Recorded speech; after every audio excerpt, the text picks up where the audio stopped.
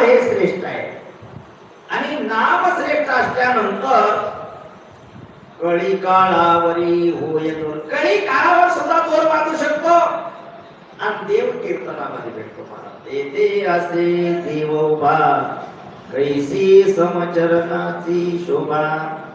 देव त्या ठिकाणी उभा आहे आणि कीर्तनामध्ये लाभे अपार तव भक्ती. कीर्तनामध्ये हे देवा तुझी अशी अपार अशी भक्ती लाभते.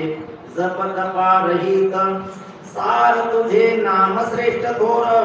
जपता तुझे जन्म बंदा सार पूर्ण सार तुझी पै. हे देवा जप तपा रहित तुझं नाम श्रेष्ठ आहे आणि ते नाम जर आपण जपलं तर जन्मरूपी जन्म रूपी जो बंद आहे असार आहे ते सगळं तोच आहे. म्हणून तुमची धर्म कीर्तने केली ती सकळ सिद्धी गेली. उपनिषद अभंग कोली केली जनी प्रगट. आणि म्हणून या ठिकाणी तुमचं धर्म कीर्तन केलं ते सगळं सिद्धी नेलं. अभंगाची उपनिषदाचा ते सर्व जनामध्ये प्रगट केलं. हरिवा कामाजी वारले लोक संग्रह कार्य झाले. साधकांशी हित साधले थोड झाले समाधान. हरिवा नावाचा माळी काला होता कारण शेवट हरिवा आलेली. अगोदरच्या अध्यायामध्ये हरिवाचा कुठेही उल्लेख आलेला नव्हता. ते दोघेही वारले आणि वारल्यानंतर लोकसंग्रह कार्य झाले. सगळं कार्य संपले. लोक जमा करण्याची काही गरज नाही. आता जे साधक होते मुमुक्ष होते त्यांनी आपलं हित साधून घेतलं. कुणाच्या आश्रयाला राहून? सावता महाराजांच्या आश्रयाला राहून. आणि म्हणून थोर झाले समाधान. सावता महाराज म्हणतात की मला आता समाधान झालेले. अभेद भक्ती वैराग्य ज्ञान पूर्ण जनी साधिले साधन. निष्प्रह झाले परिपूर्ण द्वंद्व बाधा रहित. ज्या ठिकाणी भेद रहित अशा प्रकारची भक्ती आहे. वैराग्य आहे, ज्ञान आहे. कारण वैराग्याशिवाय ज्ञानही प्राप्त होऊ शकत नाही. पूर्ण जनाने त्या आरंगाचे जेवढे लोक आहेत त्यांनी ते साधन साधलं. कोणी सांगितलं ते साधन? सावता महाराजांनी सांगितलं. परिपूर्ण झाले. आता द्वंद्व बाधा रहित झालेले. जाती अभिमान रहित ज्ञान गतीले प्रख्यात.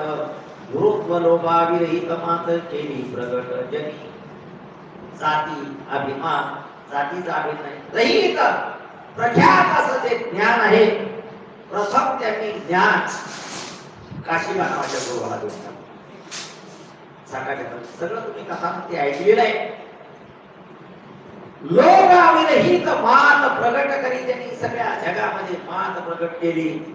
सर्वांची पुरविली आस ज्ञान गिळोनी झाली उदास. प्रगटला मोक्ष प्रेम रस निरंकार झाले. सर्वांची इच्छा पूर्ण केली. ज्ञान गिळोनी गावा गोविंद.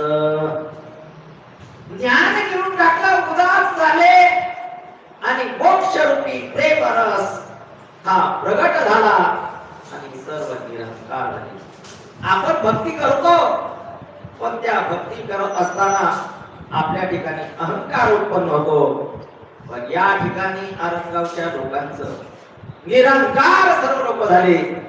ज्यांनी थोर सन्मान केला उपकृत पूर्ण केले मला. भक्ती ध्वज जगी मुरवला आता आले वृद्धपणा. आता मला सांगा सावता महाराजाचे या आरंगावच्या लोकांनी कमी हाल केले का?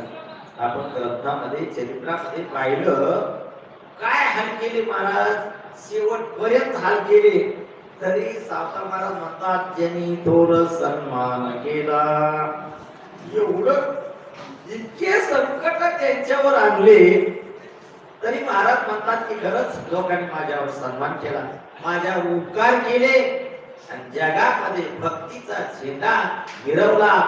आता मी म्हातारा झालो. आता आले वृद्धपण. आता मी म्हातारा झालेलो आहे. मग वृद्धपण आलेलं आहे. कारण प्रत्येक माणसाला जन्म झाला की बालपण येतं, तरुणपण येतं आणि वृद्धपण हे आल्याशिवाय राहतच नाही. तसं प्रत्येक जीवाची अवस्था स्थित आहे.